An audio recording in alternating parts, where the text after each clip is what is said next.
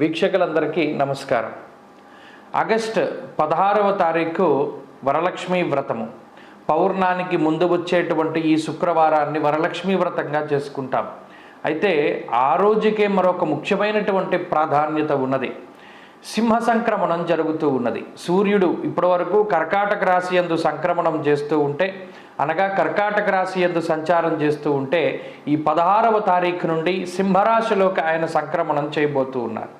సింహ సంక్రమణ వారాధిపతి నవనాయకుల్లో ఒకరుగా చాలా విశేషమైనటువంటి ప్రాముఖ్యత ఉన్నది. మరొక తెలియనటువంటి విషయం ఏమిటి అంటే, నదులు కూడా రజస్వల అవుతాయి అన్నాడు.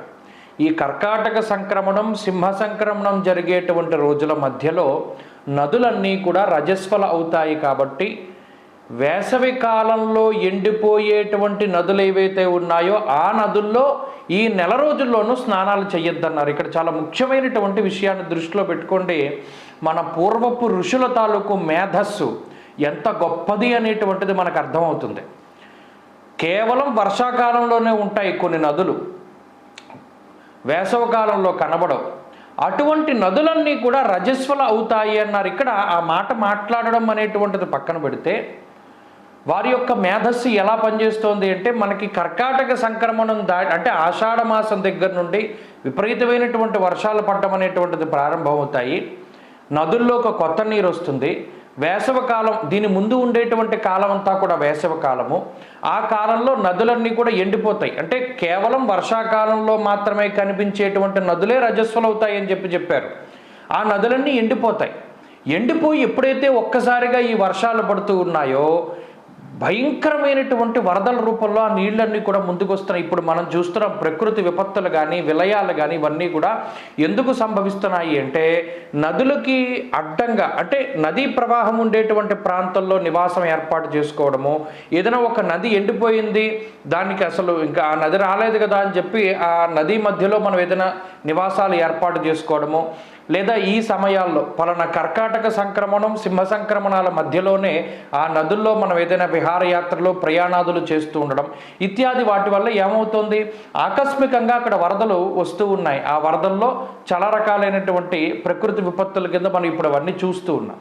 మన పూర్వపురుషులు ఏం చెప్పారు, కర్కాటక సంక్రమణం సింహ సంక్రమణం జరిగేటువంటి ఈ నెల రోజుల వ్యవధిలో ఈ వేసవ కాలంలో ఎండిపోయేటువంటి నదులన్నీ కూడా రజస్వలవుతాయి. కాబట్టి ఆ నదుల్లో స్నానాలు నిషిద్ధము. నీరు ఎప్పుడు పెరుగుతుందో తెలియదు, అందుకని వారు అది సూచించారు. మన పూర్వీకుల యొక్క జ్ఞానం అంత గొప్పది. మరి ఇప్పుడు ప్రకృతి విపత్తులు వస్తున్నాయి అంటే మనం ప్రకృతితోటి మమేకమై ముందుకు వెళ్ళలేకపోతున్నాము, ప్రకృతితోటి కలిసి జీవించట్లేదు. కాబట్టి మనం ఏం చేస్తున్నామో ప్రకృతికి తెలియదు, ప్రకృతి ఏం చేస్తుందో మనకు తెలియట్లేదు. కాబట్టి ఈ రకమైనటువంటి విపత్తులు వస్తున్నాయి. ఉదాహరణకి ప్రతి మాసము తీసుకోండి, చైత్రం, వైశాఖం, జ్యేష్టం, ఆషాఢం, ఏ మాసానికి ఆ మాసం ప్రాముఖ్యత ఉన్నది. ఇప్పుడు శ్రావణ మాసం జరుగుతూ ఉన్నది. ఈ శ్రావణ మాసంలో ఆర్ద్రతతో కూడి ఉంటుంది భూములన్నీ కూడా, అంటే వర్షపాతం అనేటువంటిది సంభవిస్తుందన్నారు.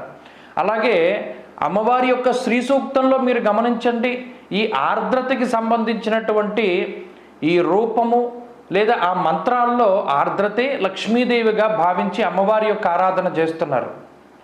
మరి ఈ ప్రకృతి ఎప్పుడు వర్షిస్తుంది, ఎప్పుడు ఎండలు వస్తాయి, అలాగే కొత్త నీరు ఎప్పుడు వస్తుంది, కొత్త నీరు వచ్చిన తర్వాత దాన్ని శుద్ధి చేయడానికి 21 పత్రులతోటి విఘ్నేశ్వరుని పూజించి ఆ పత్రిని నీటిలో కలిపితే ఆ పత్రి వల్ల, కలిపినటువంటి పత్రి వల్ల నీళ్లు శుద్ధవుతున్నాయి అని చెప్పి ఆ భాద్రపద మాసంలో మన వాళ్ళు చెప్పినటువంటి వినాయక చవితి నియమాలు.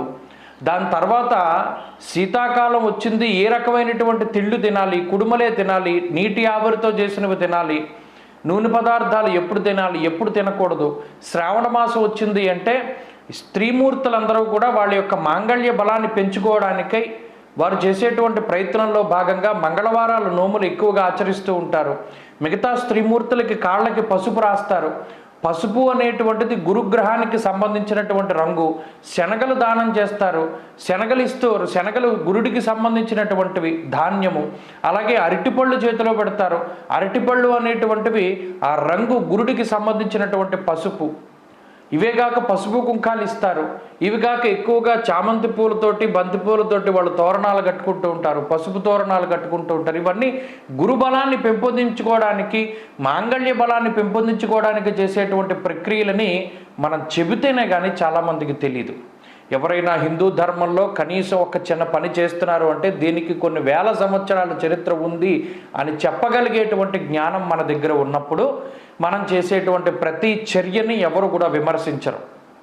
వాళ్ళ ప్రకృతి విపత్తులు వస్తున్నాయి అంటే మన పూర్వపురుషులు చెప్పినటువంటి విషయాలను మనం పక్కదోవన పెట్టి మనకి మన సొంత తెలివితేటలతోటి ఎలా పడితే అలా ప్రకృతిని ఉపయోగించుకోవడం వల్ల ఇవాళ బిల్వదళాలతోటి పరమేశ్వరుని అర్చన చేస్తున్నాము అంటే ఆ బిల్వదళాలకు ఉండేటువంటి ఔషధ గుణం హృదయానికి సంబంధించినటువంటి, గుండెకి సంబంధించినటువంటి రకరకాలైనటువంటి దోషాలని, రకరకాలైనటువంటి వ్యాధులను నివారించడంలో బిల్వదళానికి ఉండేటువంటి ప్రాముఖ్యత గురించి 10 మందికి తెలియజేయండి.